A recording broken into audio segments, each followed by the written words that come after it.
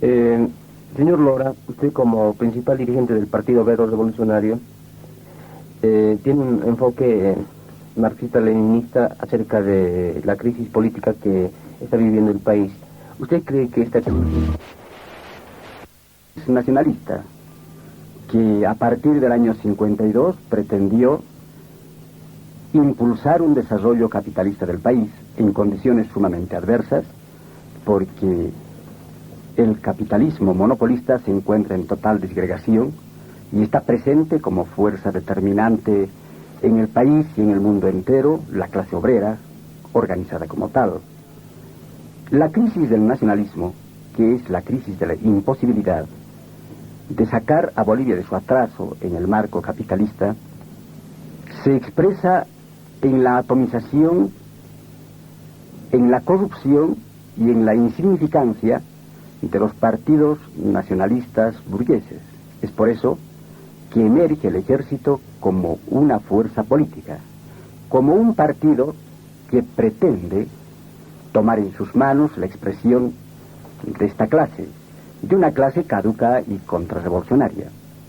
La crisis económica es una crisis estructural, porque es consecuencia de la imposibilidad del país de desarrollar las fuerzas productivas dentro del marco de la propiedad privada burguesa, representada por los intereses de las transnacionales y del imperialismo, y tampoco puede desarrollar las fuerzas productivas, por ejemplo, en el agro, dentro del marco de la propiedad privada de la pequeña parcela. Estas son las razones profundas por las cuales Bolivia no puede desarrollar una democracia burguesa. Hay inviabilidad de la democracia en el país y se puede expresar en términos muy simples. Se puede decir que en Bolivia no hay ni habrá democracia porque es un país demasiado pobre. La democracia burguesa es un lujo que solo pueden darse los países ricos, aquellos que viven de la explotación de todo el contorno semicolonial. Estamos viendo, pues, las consecuencias de este vano empeño de estructurar una democracia criolla, en un país en que el Parlamento carece de significación, en un país en el que la democracia, para existir, tiene que pedir la venia a los generales. Sí, una consulta, señor Lora. Por las exposiciones que hemos escuchado hasta ahora, por una parte se critica la vigencia del sistema democrático al que usted califica de sistema de democracia burguesa, y el doctor Valverde de democracia formal. No obstante estas dificultades por las que está atravesando el sistema democrático, hay que notar que en dos ocasiones el pueblo ha dado su adhesión a este tipo de gobierno, y es más, cuando se ha presentado un golpe de Estado antidemocrático, se ha salido en defensa de eso. ¿Cómo explica usted estas dos posiciones? Primero, el fracaso de la democracia burguesa que usted llama, y por otro, la defensa del pueblo que hace de este tipo de sistema de gobierno. La historia boliviana y el presente ratifican la inviabilidad de la democracia.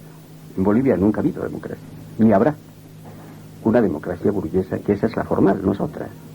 En realidad, si se habla con algún rigor, hay solo dos formas de democracia: la burguesa, la creada por la burguesía para disfrazar su dictadura de clase, y la democracia proletaria, esa que existirá después de que se instaure la dictadura del proletariado. No hay más democracia. Por eso que la democracia burguesa es semidemocracia en lo que se refiere a garantías democráticas para la mayoría nacional, y es plena democracia para la minoría dominante. Y en la democracia proletaria es semidemocracia o ninguna democracia para la minoría burguesa, y es efectiva democracia para la mayoría nacional. Si se es consecuente con un análisis sereno del problema político, no se puede desmentir estas conclusiones. Cuando el pueblo vota por determinada fórmula política, que puede suponerse es una democracia, indudablemente esto no significa que esa fórmula sea válida o sea cierta. Por ejemplo, la clase obrera y los campesinos apoyaron masivamente al MNR, lo que no supone que el MNR hubiese representado los intereses de estas clases, de estas mayorías nacionales. En el problema de la democracia hay una confusión lamentable en los comentaristas políticos. Ellos confunden el proceso democrático, que es en el fondo el cumplimiento del desarrollo democrático del país, o sea, el cumplimiento de las tareas fundamentales democráticas, la unidad nacional, la creación del mercado interno, la liquidación del atraso en el campo, etcétera, etcétera, con la vigencia de las garantías constitucionales. Ni duda cabe que las garantías constitucionales y su vigencia son preferibles a un régimen dictatorial, pero ambos, dictadura gorila o fascista y democracia formal burguesa, son solo expresiones de un mismo fenómeno, del Estado burgués, y ambos no son más que expresiones de una dictadura de clase. Así tiene que entenderse la democracia. Es indudable. Perdón, ¿usted cree que hay similitud entonces entre, por ejemplo, el fascismo y la democracia? No decimos que hay similitud, hay diferencias importantes, pero ambos son expresiones del Estado burgués, son formas de gobierno del Estado burgués. Así tiene que entenderse el problema. Ahora, ¿por qué no puede haber democracia en Bolivia en el concepto pleno del término? Porque la burguesía nacional, que es una obsecuente servidora del imperialismo, o sea, esta burguesía nacional expresada a través de partidos civiles, como el MNR, por ejemplo, o de grupos militares, como el coronel Natursi o el general Banzer, e inclusive el general Torres. No importa la forma como se expresen estos intereses de la burguesía nacional. Esta burguesía es incapaz de transformar en los moldes democráticos al país por su incapacidad, por su insignificancia económica y política y por su obsecuencia frente al explotador y al opresor foráneo. Señor Lora, le brindo la oportunidad de demostrar. De emitir una opinión. En realidad, estamos hablando dos lenguajes diferentes. Y este es un obstáculo para entenderse. No es cierto que el marxismo sostenga en ninguna parte la abolición de la propiedad como tal. Sostiene la abolición de una forma de la propiedad. De la propiedad privada burguesa, solamente de esa. O sea, del monopolio sobre los medios de producción que permiten explotar la fuerza de trabajo. Esta es la forma de propiedad que pretende abolir el marxismo. Algo más, para reemplazarla con otra forma de propiedad, con la propiedad colectiva. Ahora es indudable que la política ni la acción de los hombres se guía con principios éticos o jurídicos.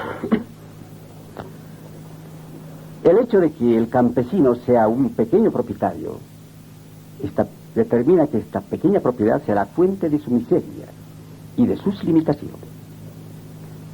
La forma como el hombre produce su vida social, incluso de aquella gente que no trabaja, que vive de los otros, determina todos sus conceptos y todas sus ambiciones y sus aspiraciones.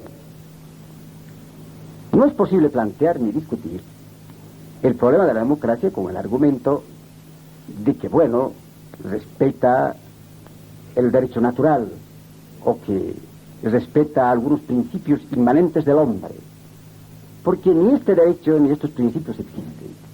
Todos ellos están condicionados por una realidad concreta, que es una realidad de la forma como se produce en determinada sociedad. La moral, el derecho no son más que expresión de esta realidad tangible.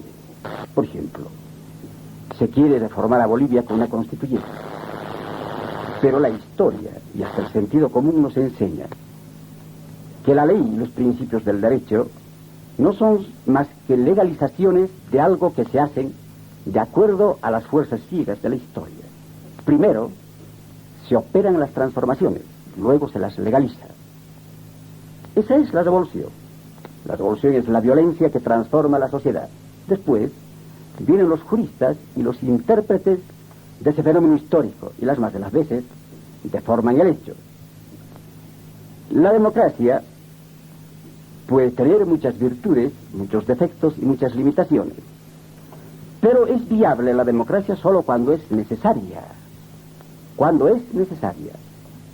Es decir, cuando es necesaria para el desarrollo de la sociedad. ¿Y qué se entiende por eso? cuando es posible que en ese marco estatal y jurídico se impulse el desarrollo de las fuerzas productivas. Por eso la burguesía creó la democracia, no por apego a los principios, sino por necesidad, porque la forma democrática del Estado era la más adecuada para el desarrollo del capitalismo.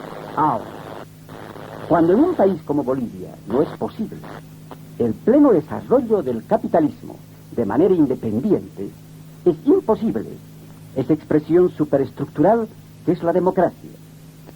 Aquí no tiene utilidad la democracia porque no vamos a desarrollar a Bolivia como un país capitalista pletórico y libre. Vamos a desarrollar las fuerzas productivas con métodos socialistas. Puede ser que estos métodos socialistas supongan la cancelación de algunas garantías democráticas. Puede ser. Puede ser que esté acompañada de la violencia e inclusive de la brutalidad. Pero la historia enseña eso. Cuando por ese cauce se desarrolla la humanidad, esa violencia es necesaria. Entonces no podemos aquí anteponer los principios éticos o religiosos a una concepción objetiva de la historia, a una concepción científica de la historia. Todos los fenómenos económicos, políticos, sociales, solo son viables si son necesarios. Si no, cabe. Sí. Doctor Lora, yo quisiera darle brevemente oportunidad para señalar cuál es la opinión suya respecto a la vigencia del MNR en estos últimos tiempos. El MNR ha realizado una gran proeza en Bolivia. Ni duda cabe que en la historia boliviana es el partido de masas más importante. Y además es el partido nacionalista que ha reunido un equipo brillante en su dirección. Sin embargo, a pesar de esto, el MNR ha planteado de una manera radical la necesidad de la liberación del país de la opresión imperialista, del desarrollo capitalista del país, y ha fracasado en su intento. Una figura trágica en nuestra historia resume toda esta experiencia, Víctor Paz Estenssoro. Él debutó como un anti-yanqui, como un furioso anti-yanqui, y ha concluido como la carta del Departamento de Estado. Esto está demostrando una cosa, que la burguesía nacional en este país no puede cumplir sus tareas históricas, no puede arrancar a Bolivia del atraso. Esa es la raíz de toda la crisis económica, el fracaso del nacionalismo burgués. Falange, indudablemente, es un partido que no ha logrado esta altura. Pero algo más, es un partido estrictamente conservador, porque no ha planteado en ningún momento la necesidad de destruir los fundamentos del capitalismo. En esta medida es un partido conservador. Cuando este partido conservador ha pretendido utilizar la violencia para regimentar al movimiento obrero y estructurar un gran Estado nacional soberano, es indudable que ha retomado para sí los planteamientos del fascismo. Otra cosa es que en su decadencia Falange hubiese conocido un viraje democratizante. Pero en Falange es el reconocimiento del propio fracaso de su planteamiento. En Bolivia ha fracasado la burguesía nacional en su expresión democratizante, que fue el MNR, y en su expresión fascistizante, que fue Falange. El Partido Obrero Revolucionario ha sido calificado muchas veces como un partido ultraizquierdista, y además se le reclama el hecho de, en su larga trayectoria, no haber vanguardizado la lucha del proletariado. ¿Cuál es la opinión que tiene sobre esto, señor Lora? El POR es solamente revolucionario. El concepto de si es izquierdista, ultraizquierdista, etcétera, es un concepto muy subjetivo. El POR es un partido que retoma la doctrina marxista, es trotskista, y no puede dejar de serlo porque Trotsky hubiese muerto el año 40. Es trotskista porque retoma el método que permite la comprensión de la realidad boliviana, el método de la comprensión que está inmerso en la concepción de la revolución permanente. Es por eso, no es por la figura de Trotsky. Hay partidos que se llaman cristianos y Cristo hace 20 siglos que ha muerto. Pero es indudable que ahora esos partidos cristianos están expresando los intereses de la burguesía. El POR cree que la revolución en Bolivia la harán las masas o no habrá revolución, y que su victoria es la victoria de estas masas. No es la victoria electoral, no es la victoria del nacionalismo, sino que tiene que ser la victoria de la nación oprimida, acaudillada por el proletariado. El POR tiene un mérito que no pueden ostentar otros partidos de izquierda y mucho menos los de derecha. Es el partido que ha logrado contribuir de manera eficaz a la transformación de la clase obrera boliviana, a su estructuración como clase, a la evolución de su conciencia política. De esta manera, toda la izquierda es tributaria del trotskismo en este país. El POR ha llegado a una altura en su experiencia. Esa altura está expresada en la Asamblea Popular, que muchos la consideran sinónimo de caos, aunque en realidad fue sinónimo de una perspectiva de ordenamiento y de desarrollo armónico de la economía boliviana. La Asamblea Popular fue una expresión del órgano de poder de las masas, es decir, del camino por el cual recorrerá la marcha liberadora de los explotados, cuando estos órganos de poder puedan desarrollarse y así sentar las bases materiales para la destrucción del Estado burgués y las bases materiales para la estructuración de la dictadura del proletariado. La historia del POR es la historia de la clase obrera boliviana. Por eso que el POR ansía llegar a la victoria juntamente con la clase, no a espaldas de la clase. Por eso ni es golpista, ni es electoralista, es partido revolucionario. Dada la profunda crisis en que está inmerso el país, la crisis política me refiero, la población está un tanto desorientada sobre cuáles son los instrumentos que debe utilizar en este periodo democrático. ¿Cuál es la orientación que da el Partido Obrero Revolucionario en estos momentos? El POR cree que para superar la crisis política, que es una crisis estructural muy profunda, en realidad no es adecuado el canal democrático, sino el canal de la movilización revolucionaria de las masas a través de la acción directa, que es a espaldas del Parlamento, a espaldas de la ley. El POR no es un partido democrático, y parece que en Bolivia es una osadía decir esto. Sin embargo, puede usar, y ha usado, el método parlamentario, a condición de que ese método se subordine al método propio de la clase obrera. Nosotros creemos que en la perspectiva no están las elecciones, en la perspectiva inmediata, sino está la gran lucha de las masas por el problema salarial, y además está la preocupación de cómo aplastar el peligro golpista, uniformado o civil. Si observamos lo que ha ocurrido después de noviembre, cuando se consumó el contubernio entre los golpistas gorilas y el Parlamento, que dice ser la expresión de la voluntad popular, salió un gobierno tan débil, tan contrahecho, que ha actualizado el golpe de Estado. Hay que cortar de raíz el golpe de Estado, ciertamente, porque es un golpe de Estado de derecha, no porque sea violento o antidemocrático, sino porque representa a la derecha. Pero la forma de cortar no es a través de las elecciones, sino a través de la victoria de estas masas, dirigidas por la clase obrera. Nosotros creemos que a la victoria revolucionaria no se llegará en un futuro indeterminado, sino si se logra proyectar la lucha actual por las necesidades actuales, partiendo del estado actual de atraso de las masas, si esta lucha se la proyecta hacia el cumplimiento de la finalidad estratégica de la clase obrera boliviana.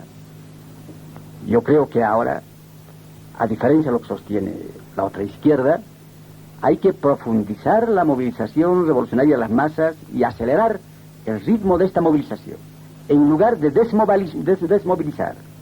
He leído últimamente en un periódico de Cochabamba que la Central Obrera Departamental indica que ellos no apoyarán bloqueos ni paros, porque no quieren abrir el camino al golpe de Estado.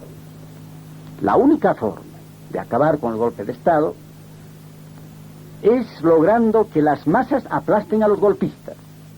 Y esto supone destruir el régimen imperante. No supone otra cosa. Bueno, después de este diálogo que hemos sostenido con el doctor Carlos Valverde y el señor Guillermo Lora, creo que la audiencia de Radio Cristal ya tiene algunos tópicos para poder analizar durante este fin de semana. El tiempo es enemigo de la radio, por tanto les agradecemos mucho el haber estado presentes acá en Radio Cristal. Muchísimas gracias.